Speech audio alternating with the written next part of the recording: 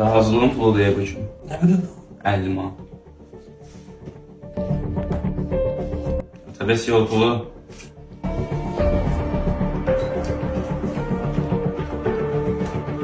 Allah cehin açsın. Sağ ol.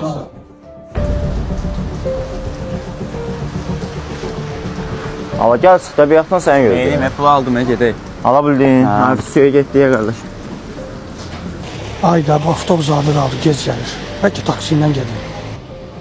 Taksidə çox yazır. Yaxşı budur gözləyim avtobusu. Gedək oynayaq qəşəng. Barsaraya oynayaq da bura. Fərdi 2 dənə pul ver də bizə.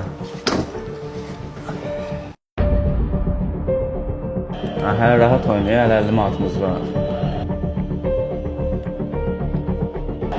Hayda. Hazırlığın vaxtı tutarda gedək. Nəzərəm var, dur. Tez oldu, tez o gec.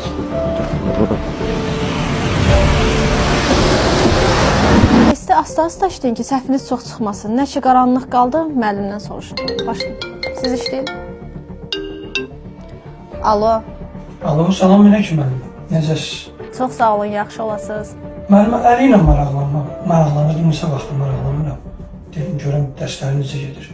Əli demək olar ki, bir ayda hazırlığa gəlmir. Mən bildim, sizin imkanınız zəifdir deyə çıxartmısınız, bilmirdim.